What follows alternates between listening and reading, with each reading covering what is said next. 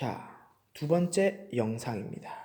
오늘은 55페이지 밑에 있는 이원집 정부제 조금 하고 56, 57에 있는 우리나라의 정부 형태를 해볼까 해요. 먼저 55페이지에 있는 이원집 정부제입니다. 자, 위에서부터 볼게요. 이원집 정부제, 이원 둘로 나뉜다는 거야.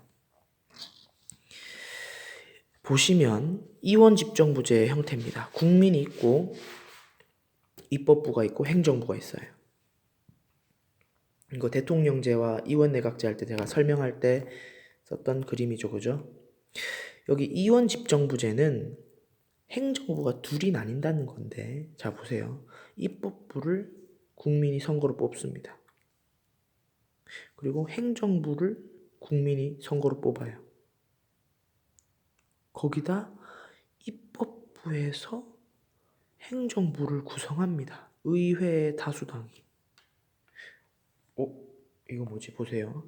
노란색으로 표시되어 있는, 노란색 형광펜으로 표시되어 있는 이 방향 화살표. 그렇죠?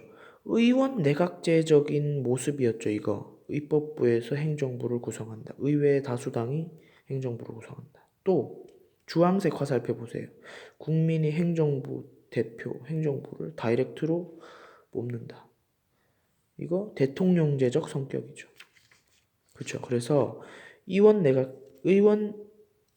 집정부제는 특징이 대통령제와 의원 내각제의 절충안입니다. 그래서 특이한 점이 뭐냐면 의원 내각제의 대표인 총리도 있고요. 대통령제의 행정부 수반인 대통령도 뽑힙니다. 그래서 이 의원 집정부제는 한 나라에 총리도 있고 대통령도 있어요. 독특하죠, 그죠? 자, 그래서 특징을 한번 보겠습니다. 이원집정부제의 특징, 통치 권력이 대통령과 총리로 나뉘고요. 평상시 대통령은 외교나 국방 같은 그런 곳에서 그 권력을 행사하고, 총리는 내정을 담당합니다. 나라 안의 정책을 담당하고요. 평상시. 근데 비상시에는 대통령이 모든 행정권을 행사한다 라는 거죠. 다음 의회 의원과 대통령은 국민에 의해 선출된다. 그죠? 입법부의 의원과 행정부의 대통령은 국민에 의해서 선거로 뽑힌다라는 거죠. 그래서 대통령은 자기를 뽑아준 국민에게 정치적 책임을 가진다라는 거고요.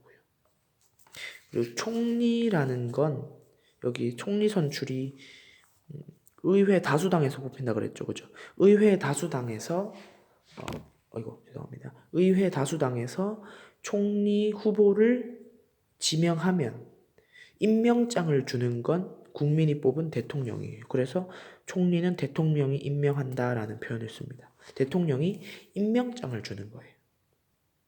대통령이 누굴 고를까 이게 아니라 행정부 내각은 의회에 대해 정치적 책임을 진다. 내각이라고 할 때 내각은 총리 밑에, 총리가 평상시에는 내정을 담당한다 그랬잖아. 그래서 내각은 총리와 관련있다고 생각하면 됩니다. 그래서 내각 총리를 뽑아준 사람은 누구야? 의회죠. 총리 대통령이 임명했다면서? 아니, 이건 대통령이 임명장만 준 거고, 의회가 총리 후보를 대통령한테 얘로 뽑겠습니다 하면 대통령이 그래 내가 임명장 줄게 하고 그냥 임명장만 주는 거예요. 그래서 내각은 의회에 대해 정치적 책임을 진다. 왜? 내각은 총리는 의회가 뽑아줬으니까 자신을 뽑아준 대상에게 정치적 책임을 묻는다. 그래서 55페이지에 보시면 굉장히 독특하게 이원집 정부제를 하는 나라가 바로 프랑스입니다. 그래서 프랑스는 대통령도 있고 총리도 있어요. 독특하죠? 그래서 한번 읽어보시고 교과서 넘기겠습니다. 56, 57 우리나라의 정부 형태. 우리나라의 정부 형태는 우리가 예전 시간에도 배웠지만 기본적으로 대통령제를 기반으로 한 의원 내각제적 요소가 가미된 형태예요. 그러니까 기본적으로 대통령제인데 대통령제에 의원 내각제가 약간 뿌려져 있는 거예요. 그러니까 의원 내각제가 아니라 대통령제다라고 얘기하는 거예요. 대통령제가 주된 형태이기 때문에. 근데 대통령제가 완전한 대통령제가 아니기 때문에 교과서에도 보여주피 혼합형의 대통령제라고 하는 거죠. 그러면 의원 내각제적인 요소를 알면 되겠죠. 나머지는 그냥 대통령제와 같을 테니까. 의원 내각제적인 요소를 한번 볼게요. 첫 번째, 국무총리가 있습니다. 우리나라에. 총리라는 표현. 의원 내각제의 행정부 수반이 총리였죠. 그죠? 총리 수상. 근데 우리나라에는 총리가 있어요. 국무총리. 국무총리는 우리나라에서 행정부의 2인자예요. 대통령 밑이 국무총리입니다. 그럼 선생님 총리니까 이건 의회에서 다수당이 뽑나요? 아니야. 우리나라는 의회에서 선출되는 게 아니에요. 대통령이 지명을 하고 국무총리 후보를 지명을 하는 거야. 이 사람으로 할게요. 라고 하면 국회에서 이제 청문회 같은 걸 통해서 동의를 해서 선출을 하는 거죠. 자, 이런 특징이 바로 의원 내각제에서 보는 총리. 이런 의원 내각제적 요소다. 두 번째, 국무회의가 있습니다. 국무회의라는 건 정부의 주요 정책을 심각하게 회의하는 기구예요. 중요하게 회의하고 이거를 어떻게 할지 막 결정하는 그런 기구입니다. 국가의 업무죠. 국무회의에 회의니까 의장이 있을 거 아니야. 의장이 대통령이고요. 부의장이 국무총리입니다. 또 이 국무회의를 하는 사람들을 국무위원이라고 해요. 국무의원 아닙니다. 위원이에요. 근데 국무위원은 대체로 우리나라에서 행정각부의 즉 각 장관들이 맡아요. 그래서 국무회의가 열리면 대통령이 오고 국무총리가 오고 각부의 장관들, 교육부 장관, 국방부 장관, 환경부 장관, 보건복지부 장관 등등의 장관들이 모여서 이 일을 어떻게 해결할 것인가 모이는 그런 모습인데, 보다시피 국무총리가 부의장이죠. 총리가 장관들을 이렇게 지휘하는 모습이잖아.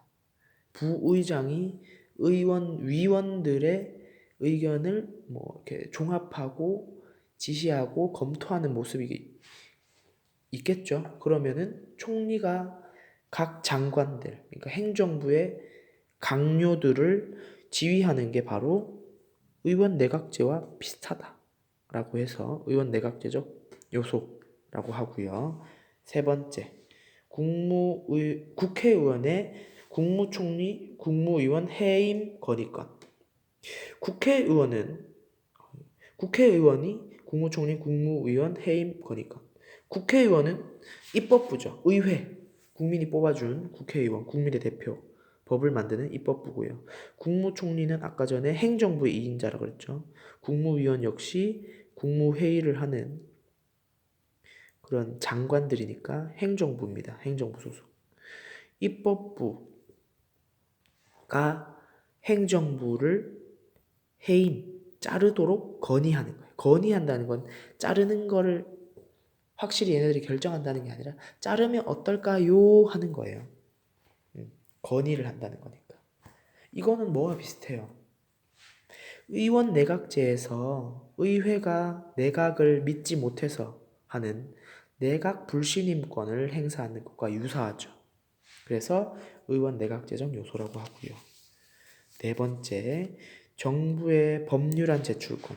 우리나라는 독특하게 입법부만 법률안을 만들고 할 수 있는 게 아니라 정부도 이런 법률이 좀 필요할 것 같다라고 하면 제출을 하는 거예요.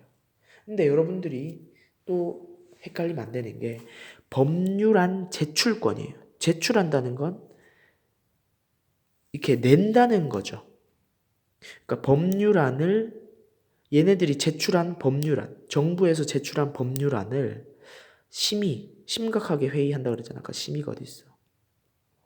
심각하게 회의하고 결국 마지막에 오케이 이거 법 만들자 땅땅땅 하는 거는 결국 국회예요.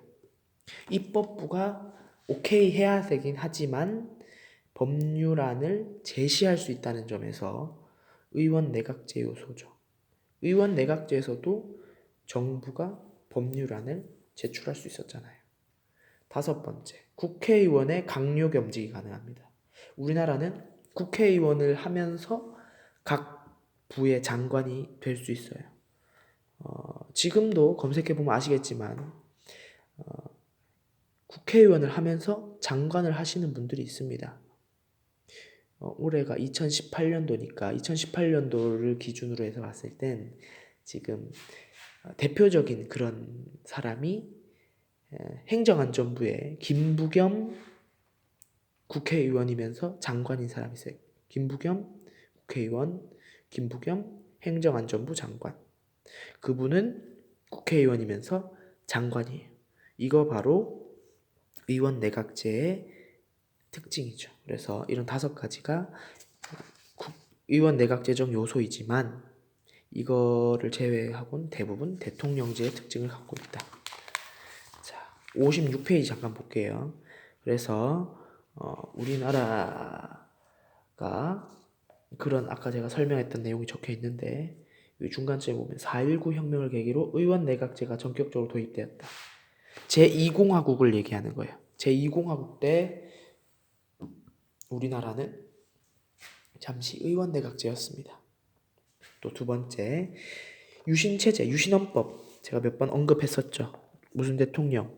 박정희 대통령이었죠. 그래서 통일주체 국민회의라는 것을 만들어서 대통령의 권한을 강화시키고 결국에는 입법부와 행정부의 위에 대통령이 있는 굉장히 독특한 마치 대통령이 거의 왕에 가까운 그런 권력을 행사하는 그런 모습을 보이는 체제였는데요. 이래서 이 표현을 신대통령제라는 표현을 썼습니다. 그래서 절대적인 권력을 가지고 있는 대통령이다. 그래서 신대통령제의 모습을 보였던 게 바로 유신체제. 또 저번에 교과서 넘겨볼게요. 교과서 몇 페이지였나? 교과서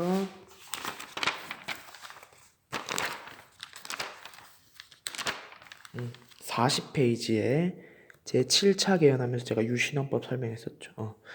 이게 바로 여기 요 내용입니다. 그 다음 한번 읽어보시고요. 57페이지 내용까지가 우리나라의 새 정부의 특징이 나와 있습니다. 오늘 내용은 여기까지 하도록 할게요. 고생했습니다.